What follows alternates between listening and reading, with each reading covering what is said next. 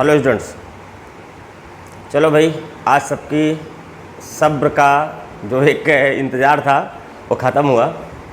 आप लोगों ने हमसे कई बार कहा था कि सर यूट्यूब पे आओ, सभी लोग आ रहे हैं। चलो फिर हम आज आ ही गए, ठीक। लेकिन हाँ, इतना ज़रूर मैं कहूँगा कि यूट्यूब पे आना और डिजिटल बोर्ड में पढ़ाना एक अलग बात है कि छपा छपाया रखा कोई है और कथा बाज के चला जाए। आपको यूट्यूब या डिजिटल प्लेटफॉर्म पे भी मैं वही चीज़ें दूंगा जो अपने क्लासेस में देता हूँ, जिसके लिए लोग हमें जानते हैं। और हाँ, गारंटी हमारी क्लास में भी होती है, गारंटी हमारी लाइव भी होगी, यूट्यूब चैनल पर भी होगी। जो टॉपिक हम पढ़ाएंगे उस टॉपिक में फिर आपको बाहर से कुछ पढ़ने की ज़रूरत फ़िलहाल तो नहीं होनी चाहिए। ये मेरा अपना अनुभव है, मेरा अपना 18 साढ़े 18 साल का रिकॉर्ड है। चलिए देखते हैं। हालांकि अभी हम टॉपिक जो स्टार्ट करने जा रहे हैं वो हम डालेंगे राज व्यवस्था से, और ज़रा ध्यान से देखिएगा।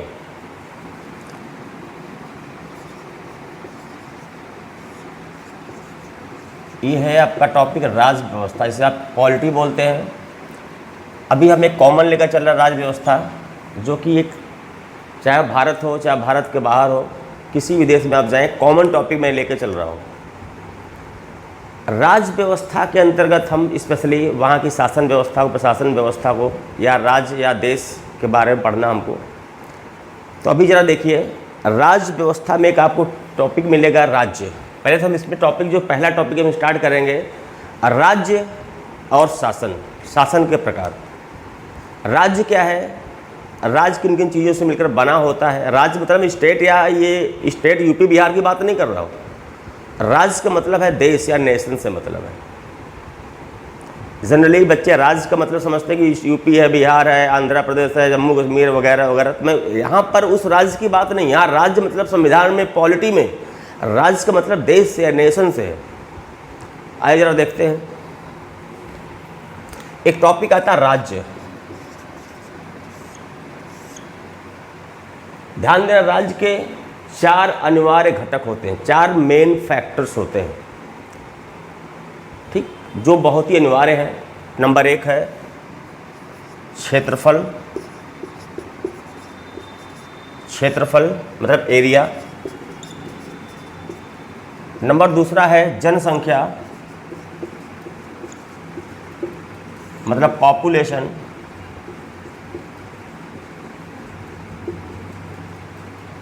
और 3 है आपका शासन मीन्स गवर्नमेंट।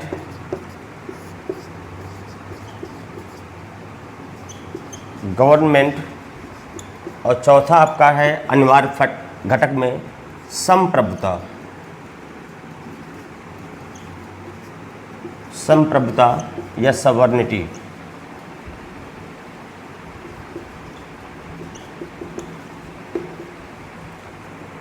ये ध्यान रखिएगा।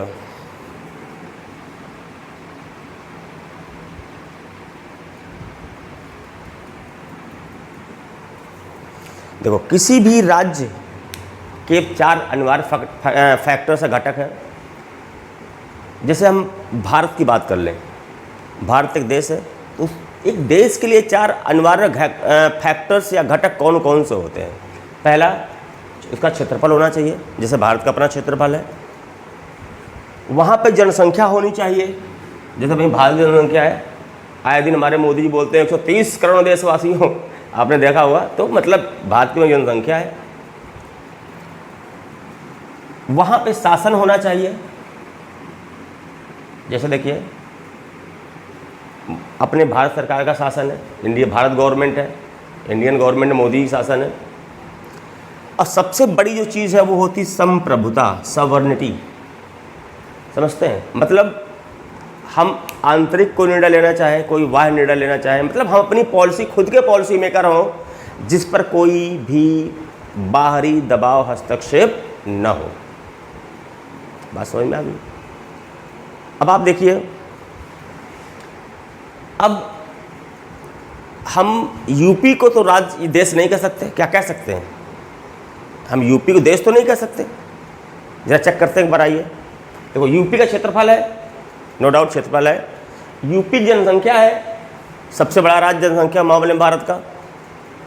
यूपी में शासन है, हमारे बाबा जी का, योगी जी का शासन चल रहा है, योगी सरकार है। मतलब Yogi government, Akhilesh government, Mayawati government, हमारी योगी गवर्नमेंट चले, यूपी गवर्नमेंट बाबा जी की सरकार है। अब यहाँ पर देखिए सवर्निटी या संप्रभुता, अगर आप देखेंगे ध्यान से तो किसी राज्य की, किसी स्टेट की, जैसे यूपी एक राज्य है, इसकी भी संप्रभुता है? नहीं है। ये कोई भी निर्णय लेगा, इसके ऊपर केंद्र का दबाव है। अगर आप एग्जाम्पल लीजिए कि मोदी सरकार ने 2016 नोटबंदी किया, 8 नवंबर, किसको याद नहीं है। रात में 9 बजे मोदी जी आए टेलीविजन पे, बोले रात 12 बजे से 500 और 1000 के लोग लीगल टेंडर नहीं होंगे, आपको याद है? चलिए, यदि अब वो थोप दिया गया, राज्यों को मानना पड़ा। यदि राज्य संप्रभु होते तो बोलते नहीं मोदी जी ना, हमारी लाल वाली नोट बढ़िया थी, 1000 वाली, 500 नोट बढ़िया थी, उसको बदलेंगे नहीं, पीली वाली चलने दें।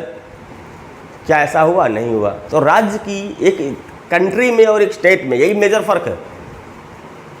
राज्य की भी संप्रभुता होती है। देखो अभी देखो ध्यान से, मोदी ने 370 हटा दिया, मर्जी हटा दिया, लोग चिल्लाते रह गए, कुछ नहीं हुआ।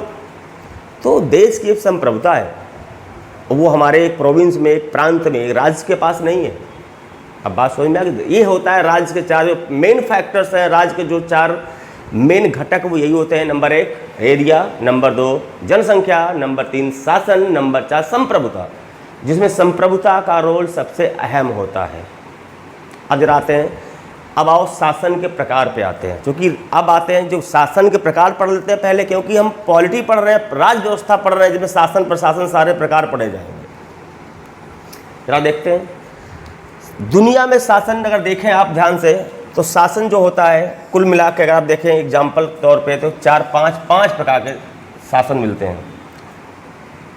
पहला देखिए, किस ज़माने से लेकर आज, एक तो राजतंत्र बोलते हैं, मोनार्की या राजतंत्र। दूसरा हमारा है साम्यवाद, बोलते कम्युनिस्ट। तीसरा हमारा है तानाशाह या तानाशाही, बोलते हैं डिक्टेटरशिप। चौथा हमारा है गणतंत्र या रिपब्लिक, और चौथा हमारा है लोकतंत्र या बोलते डेमोक्रेसी। चौथा हमारा है लोकतंत्र। देखिए, नंबर 1 राजतंत्र मोनार्की, नंबर 2 साम्यवाद या कम्युनिस्ट, नंबर 3 डिक्टेटरशिप या तानाशाही, चौथा है गणतंत्र रिपब्लिक सिस्टम, और पांचवा हमारा है प्रकार शासन का लोकतंत्र या डेमोक्रेसी। अब राजतंत्र की बात करें, आप लोगों को बहुत देखा होगा, राजा महाराजा होते थे, अकबर, मुगल काल वगैरह वगैरह, एक तरह से वंशानुगत होता था। राजा का लड़का युवराज बना, युवराज बाद में राजा बन गया। एक बात साम्यवाद में आ जाओ, यहाँ पे ज़्यादातर किसी देश में एक ही कुछ लोगों द्वारा शासन होता है, एक जनता के पास चॉइस का ऑप्शन है। जैसे फॉर एग्जांपल चाइना देख लो, वहाँ पे कम्युनिस्ट है, एक पार्टी है, वहाँ की जनता के पास कोई ऑप्शन नहीं है। वहाँ की संसद जो चाहे वो कानून बनाए, जो चाहे थोप दे, मानना पड़ेगा आपको।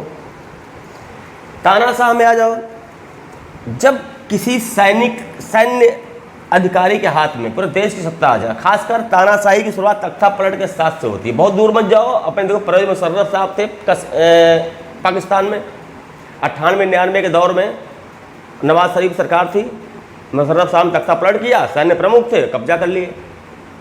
तो ज़्यादातर तानाशाही की शुरुआत सैन्य ताकतों या तख्ता पलट के साथ से होती है। बहुत दूर मत जाओ, एग्जाम्पल ले लो, किस ज़माने में थे सद्दाम हुसैन इराक के तानाशाह, मिस्र के होस्नी मुबारक वो तानाशाह थे। आज भी देखो नॉर्थ कोरिया वाला, वो क्या नाम उसका, किम जोंग उन, तानाशाह। लीबिया गद्दाफी साहब थे, इस ज़माने में गद्दाफी था, तानाशाह। तो कहीं न कहीं तानाशाही की शुरुआत जब किसी सैन्य प्रमुख के हाथ में तख्ता पलट के बाद सत्ता आ जाए तो, और पूरी तरह से वो तानाशाह है। गणतंत्र और लोकतंत्र, अब इस पर ध्यान दीजिए। गणतंत्रात्मक व्यवस्था वो होती है जब देश के प्रमुख का चुनाव हो, वो कहलाता है रिपब्लिक सिस्टम या गणतंत्र कहलाता है। जैसे देखिए, हम अपने देश में राष्ट्रपति चुनाव करते हैं। हमारे देश का जो औपचारिक प्रमुख क्या है, राष्ट्रपति है। राष्ट्रपति चुनाव होता है वो अलग है कि आप प्रत्यक्ष तरीके से होता है। जब आप पढ़ेंगे आर्टिकल 54 एंड 55 संविधान में, वहाँ मैं पढ़ाऊँगा आप लोगों को, देखिएगा, अगली वीडियो में डालूंगा, नेक्स्ट जब भी कोई टॉपिक आएगा वो। तो गणतंत्र मतलब जब देश के प्रमुख का चुनाव हो गणतंत्र होता है। अब आइए लोकतंत्र में, जब शासन के प्रमुख का निर्वाचन हो, जब शासन के प्रमुख का निर्वाचन हो वो कहलाता है लोकतंत्र। जैसे अपने यहाँ भारत में देखिए मोदी जी हैं, उनका एज अ पीएम वहाँ चुनाव हुआ है, बनारस से चुने गए हैं, एज अ पीएम क्या सॉरी एक लोकसभा सदस्य के रूप में बनारस से चुने गए हैं। और आप सब जानते हो जो पार्टी लोकसभा में बहुमत में आती है वो अपना नेता चुनती है, जिसे पीएम के रूप में अपॉइंट किया जाता है राष्ट्रपति महोदय के द्वारा। ध्यान दीजिए, जब लोकतंत्र मतलब जब शासन के प्रमुख का निर्वाचन हो, जस्ट लाइक अपने पीएम की बात कर लीजिए, तो वो कहलाता लोकतंत्र। जब देश के प्रमुख का निर्वाचन हो तो गणतंत्र या रिपब्लिक। जब शासन किसी सैन्य तानाशाह के हाथ में आ जाए, तख्ता पलट के बाद कब्जा कर ले, वो तानाशाही व्यवस्था कहलाती है। साम्यवाद, जैसे फॉर एग्जांपल देख लो अपने यहाँ चाइना में शी जिनपिंग साहब है, वहाँ कम्युनिस्ट है, वहाँ जनता पास बहुत ज़्यादा चॉइस, ज़्यादा ऑप्शन नहीं होता, उनकी यहाँ सुनी नहीं जाती है, जो संसद बनाया थोप दिया जाता है। और राजतंत्र मतलब राजाओं के ज़माने में आप देख रहे थे, अकबर थे, जहांगीर था, शाहजहाँ था, वगैरह वगैरह, जैसा भी था, एक तरह खानदानी पेशा हो गया देसी भाषा में बोले तो। ये है आपका इतने प्रकार के शासन के प्रकार है, 5 प्रकार के, राजतंत्र, साम्यवाद, तानाशाही, लोकतंत्र और गणतंत्र। अब आते हैं लोकतंत्र पे। लोकतंत्र भी 2 तरह का होता है, एक होता है प्रत्यक्ष लोकतंत्र और एक होता है अप्रत्यक्ष लोकतंत्र। एक होता है प्रत्यक्ष लोकतंत्र, एक होता है अप्रत्यक्ष लोकतंत्र। प्रत्यक्ष लोकतंत्र में ध्यान दीजिए, जैसे स्विट्जरलैंड है, वहाँ पे एक तरह से कानून, जब कोई भी लॉ बनता है, कोई कानून बनता है, तो वहाँ पे जनता की भागीदारी होती है। मेन जो जिम्मेदारी है, भागीदारी है, जनता से पूछ के या जनता के द्वारा होता है। वैसे भी अगर आपने पढ़ा होगा लोकतंत्र के बारे में, लोकतंत्र के बारे में कहा जाता है कि लोकतंत्र के बारे में कहा जाता है, अब्राहम लिंकन साहब ने कहा था, गवर्नमेंट तब लोकतंत्रात्मक शासन के बारे में कहा जाता है, अब्राहम लिंकन ने कहा था, government of the people, by the people and for the people, वो कहलाता है लोकतंत्र। इतना कर लीजिए। इसके बाद इसके आगे हम बढ़ेंगे अभी प्रत्यक्ष लोकतंत्र में। भारत में आप प्रत्यक्ष लोकतंत्र है, कुछ देशों में प्रत्यक्ष, जैसे फॉर एग्जांपल स्विट्जरलैंड है। स्विट्जरलैंड में क्या है, प्रत्यक्ष लोकतंत्र, वहाँ जनता की पार्टिसिपेशन होता है हर काम में, हर कानून बनाने में। लेकिन हाँ, ये छोटे देशों में संभव है, जहाँ जनसंख्या कम हो, एरिया कम हो, पढ़े लिखे ज़्यादा लोग हों। भारत जैसे बड़े देश में संभव नहीं है कि प्रत्यक्ष लोकतंत्र अपनाया जाए। इतनी सारी जनसंख्या कितने को बुला के आप शामिल करेंगे लोकसभा में या पार्लियामेंट में, कितने राय लेंगे आप। लिहाजा ध्यान रखिए कि भारत में अप्रत्यक्ष लोकतंत्र को अपनाया गया है। लोकतंत्र है लेकिन अप्रत्यक्ष लोकतंत्र है। जरा समझो ध्यान से, हमसे कुछ बच्चों ने क्लास में पूछा था, सर ये 5 प्रकार के शासन आपने बता दिए, गणतंत्र और लोकतंत्र, भारत में दोनों है क्या? दोनों है, क्योंकि आपने कहा कि देश के प्रमुख का चुनाव गणतंत्र कहलाता है, शासन के प्रमुख का चुनाव लोकतंत्र कहलाता है। ये तो भारत में दोनों होता है।